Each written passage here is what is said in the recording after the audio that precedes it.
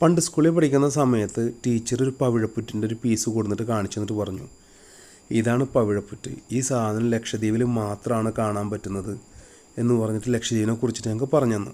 അന്ന് മനസ്സിൽ കയറിയതാണ് ലക്ഷദ്വീപ് എന്ന് പറഞ്ഞൊരു സംഭവം. ഈ കാണുന്നതാണ് ആ പവിഴപ്പുറ്റ്. സത്യത്തിൽ ഈ പവിഴപ്പുറ്റിനേക്കാളും സുന്ദരമായിട്ടുള്ള ഭയങ്കര സംഭവമായിട്ടുള്ള പവിഴപ്പുറ്റുകൾ നമുക്ക് കാണാൻ പറ്റും. ഈ തീരത്തു നിന്നും ഏകദേശം 1/2 കിലോമീറ്ററോളം ഉള്ളിലോട്ട് പോയി കഴിഞ്ഞാൽ തോട്ടത്തിൽ ചെടി നിൽക്കുന്നത് പോലെ പവിഴപ്പുറ്റുകൾ നിൽക്കുന്നത് നമുക്ക് കാണാൻ പറ്റും. അതിൻ്റെ പ്രത്യേകത എന്താണെന്ന് വെച്ച് കഴിഞ്ഞാൽ ഈ സാധനത്തിന് ജീവനുള്ളതാണ്, നിയമം മൂലം സംരക്ഷിക്കപ്പെട്ടിട്ടുള്ള സാധനമാണ്. ചെടി വലിച്ച് ഊരിയെടുത്താൽ എങ്ങനെ, അതുപോലെ ഊരിയെടുത്ത് കഴിഞ്ഞാൽ ഉടനെ ഈ സാധനം മരിക്കും. കടൽ ക്ലീൻ ചെയ്യുമ്പോൾ കിട്ടുന്ന പൊട്ടിപ്പോയിട്ടുള്ള പവിഴപ്പുറ്റുകളും മറ്റു സാധനങ്ങളാണ് ഇവിടെ ഈ തീരത്ത് കൂട്ടിയിട്ടുള്ളത്. ഇതിനകത്ത് ഒരുപാട് കവടി പോലുള്ള സാധനങ്ങളൊക്കെ ഞങ്ങൾക്ക് കിട്ടിയിട്ടോ. അനാർക്കലി, പ്രണയമീനുകളുടെ കടൽ തുടങ്ങിയ പടങ്ങളിൽ നമ്മൾ കണ്ടിട്ടുള്ളൊരു ഭാഗമാണ് ഈ കാണുന്നത്. 2010 ഓഗസ്റ്റ് 15 ലക്ഷദ്വീപിലേക്ക് ചരക്ക് കയറ്റി വന്നിട്ടുള്ള ആനന്ദ് അപരാജിത എന്ന് പറഞ്ഞ ഷിപ്പായിരുന്നു ഇത്. ഇവിടുത്തെ മണൽത്തട്ടിലിടിച്ചിട്ട് കുടുങ്ങിപ്പോവുകയും അവിടെ കിടന്ന് നശിക്കുകയും ചെയ്തു. അപ്പോൾ ഈ ഒരു ഭാഗം ആളുകൾ കൂടുതൽ വരുന്ന സ്ഥലമാണ്. കവരത്തിയിൽ ഏറ്റവും കൂടുതൽ സന്ദർശകർ വരുന്നൊരു സ്പോട്ടും കൂടിയാണിത്. കവരത്തിയിലെ മറ്റൊരു അട്രാക്ഷനാണ് ലൈറ്റ് ഹൗസ്. ഇപ്പോൾ ഞങ്ങളെല്ലാവരും കൂടിയിട്ട് ലൈറ്റ് ഹൗസ് കാണാനായിട്ട് വന്നിരിക്കുകയാണ് കേട്ടോ. ഒരാൾക്ക് 5 രൂപയാണ് ടിക്കറ്റൊക്കെ എടുത്തിട്ട് ഞങ്ങൾ ലൈറ്റ് ഹൗസിൻ്റെ മുകളിലേക്ക് കയറിക്കൊണ്ടിരിക്കുകയാണ്. ഈ ലൈറ്റ് ഹൗസിൻ്റെ പ്രത്യേകത എന്താണെന്ന് വെച്ച് കഴിഞ്ഞാൽ ലക്ഷദ്വീപ് ഗവൺമെൻറ്റിൻ്റെ ഏറ്റവും വലിയ വരുമാനമാണ് ഈ കാണുന്ന ലൈറ്റ് ഹൗസ്. അതെങ്ങനെയാണെന്ന് വെച്ച് കഴിഞ്ഞാൽ ലക്ഷദ്വീപിൻ്റെ കപ്പൽ ചാലിലൂടെ പോകുന്ന കപ്പലുകൾക്ക് സിഗ്നലുകൾ കൊടുക്കുന്നത് ഈ ലൈറ്റ് ഹൗസിൽ നിന്നാണ്. മാത്രമല്ല 7 കിലോമീറ്റർ നീളവും 4 കിലോമീറ്റർ വീതിയുള്ള കവരത്തി ദ്വീപ് മൊത്തം ഈ ടവറിൻ്റെ മുകളിൽ നിന്ന് കഴിഞ്ഞാൽ കാണാൻ പറ്റുന്നുള്ളതാണ്. ഇപ്പോൾ ഞങ്ങളെല്ലാവരും അതിൻ്റെ മുകളിലെത്തിയിട്ടുണ്ട്. സെയ്ദ് ഭായും ഫാമിലിയും നമ്മളോടൊപ്പം കട്ടക്ക് നിൽക്കുന്നുണ്ട്. ഈ കാണുന്നത് ഈസ്റ്റേൺ ജെട്ടി എന്ന് പറയുന്ന സ്ഥലമാണ്. ഞങ്ങൾ വന്ന ദിവസം രാത്രി ഇവിടെ പോയിട്ട് ചൂണ്ടൊക്കെ ഇട്ടിട്ട് മീനൊക്കെ പിടിച്ച സ്ഥലമാണ്. വളരെ സുന്ദരമായിട്ടുള്ള സ്ഥലമാണ്. ജീവിതത്തിൽ എപ്പോഴെങ്കിലും ലക്ഷദ്വീപ് സന്ദർശിക്കാൻ നിങ്ങൾക്കൊരു ചാൻസ് കിട്ടിക്കഴിഞ്ഞാൽ ഒരിക്കലും മിസ്സാക്കരുത്. അത്രയും സുന്ദരമായിട്ടുള്ള നാടും അതിനേക്കാളും സുന്ദരമായിട്ടുള്ള നാട്ടുകാരും, നമ്മൾ കാണേണ്ടതും പഠിക്കേണ്ടതുമായിട്ടുള്ള ഒരുപാട് സംഭവങ്ങളുണ്ട് ഇവിടെ.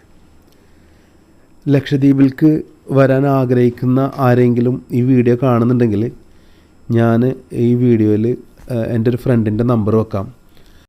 ആളുടെ പേര് സാബിത്ത് എന്നാണ്. Lakshadweep tour package cheap and ബെസ്റ്റായിട്ട് ചെയ്യുന്ന ആളാണ് സാബിത്ത്. ആളുടെ നമ്പറാണ് ഇപ്പോൾ ഞാൻ കൊടുത്തിട്ടുള്ളത്.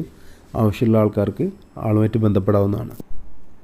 ലക്ഷദ്വീപിലേക്ക് യാത്ര ചെയ്യാൻ ഉദ്ദേശിക്കുന്ന ഒരാളാണ് നിങ്ങളെങ്കിൽ ഒരിക്കലും 4 കൂടുതൽ ആളുകളുമായിട്ട് യാത്ര ചെയ്യാൻ പ്ലാൻ ചെയ്യരുത്. കാരണം എന്താണെന്ന് വെച്ച് കഴിഞ്ഞാൽ ഷിപ്പിൻ്റെ ടിക്കറ്റ് കിട്ടാൻ നിങ്ങൾക്ക് ബുദ്ധിമുട്ടുണ്ടാവും.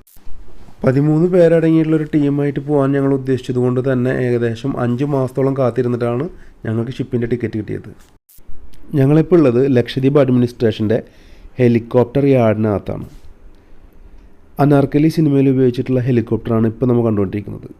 ഈ ഹെലികോപ്റ്റർ ഉപയോഗിക്കുന്നത് എന്തെങ്കിലും ആക്സിഡൻറ്റോ അല്ലെങ്കിൽ എമർജൻസി ഹോസ്പിറ്റൽ കേസൊക്കെ വരുമ്പോൾ പേഷ്യൻസിനെ കൊച്ചിയിലേക്ക് കൊണ്ടുപോകാൻ ആണ് കൂടുതലായിട്ട് ഈ ഹെലികോപ്റ്റർ ഉപയോഗിക്കുന്നത്. ഇന്ന് 2 എമർജൻസി ഇവാക്വേഷൻ ഉള്ളതുകൊണ്ട് തന്നെ പോകാനുള്ള തയ്യാറെടുപ്പിലാണ് ഈ ഹെലികോപ്റ്ററും അതുമായിട്ട് ബന്ധപ്പെട്ടുള്ള ആൾക്കാരൊക്കെ. തൊട്ടടുത്ത് പോകേണ്ട പേഷ്യൻസൊക്കെ വന്ന് റെഡി ആയിക്കൊണ്ടിരിക്കുന്നുണ്ട്. കപ്പൽ മാർഗം കവരത്തിയിൽ നിന്നും കൊച്ചിയിലേക്ക് പോകാൻ ഏകദേശം 27 മണിക്കൂറാണ് ആവശ്യമെങ്കിൽ ഹെലികോപ്റ്ററിൽ പോവുകയാണെങ്കിൽ വെറും 1.25 മണിക്കൂർ കൊണ്ട് കൊച്ചിയിലെത്താൻ പറ്റുമെന്നാണ് പറയുന്നത്. അങ്ങനെ ഇവാക്വേറ്റ് ചെയ്യാനുള്ള ആളുകളൊക്കെ കയറ്റിക്കൊണ്ട് കൊച്ചിയിലേക്കുള്ള ഹെലികോപ്റ്റർ പുറപ്പെട്ടു.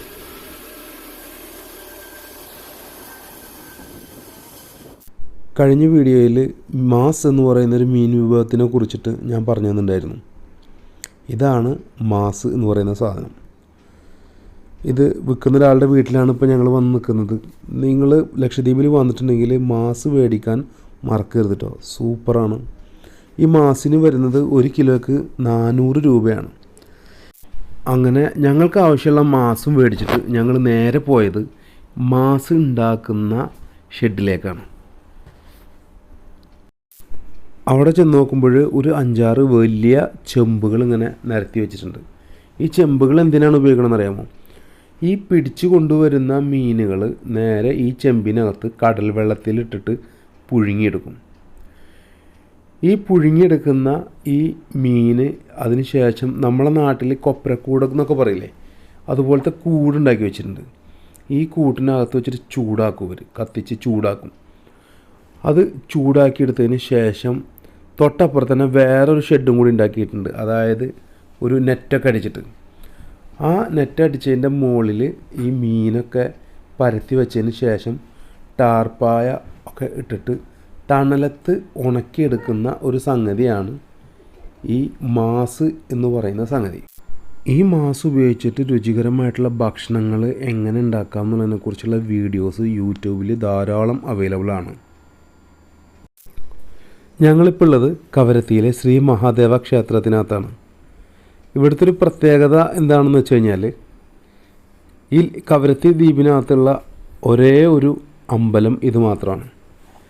വേറൊരു കാര്യം എന്താണെന്ന് വെച്ച് കഴിഞ്ഞാൽ, ഇവിടെയുള്ള കവരത്തിയിലുള്ള ലോക്കൽസ് മുഴുവനും 100% എന്ന് പറയാം ആളുകളും മുസ്ലിങ്ങളാണ്. പിന്നെ ഇവിടെ ഈ അമ്പലം ഉണ്ടാക്കിയിട്ടുള്ളത് എന്തിനാണെന്ന് വെച്ച് കഴിഞ്ഞാൽ, പുറത്തുനിന്ന് വരുന്ന ഹിന്ദു സഹോദരങ്ങൾക്ക് പ്രാർത്ഥിക്കാനുള്ള സൗകര്യത്തിന് വേണ്ടിയിട്ടാണ്. അമ്പലത്തിനോട് ചേർന്നിട്ട് തന്നെ ആൽമരമുണ്ട്, നല്ല രസമാണ് കാണാനായിട്ട്. ഈ വീഡിയോ നിങ്ങൾക്ക് ഇഷ്ടപ്പെട്ടിട്ടുണ്ടാവുമെന്ന് കരുതുന്നു. ഈ വീഡിയോ നിങ്ങൾക്ക് ഇഷ്ടപ്പെടുകയാണെങ്കിൽ തീർച്ചയായിട്ടും സപ്പോർട്ട് ചെയ്യാൻ മറക്കരുത്. കൂടുതൽ ലക്ഷദ്വീപ് വിശേഷങ്ങളുമായിട്ട് നമുക്ക് അടുത്ത വീഡിയോയിൽ കാണാം. അതുവരെ ഗുഡ് ബൈ.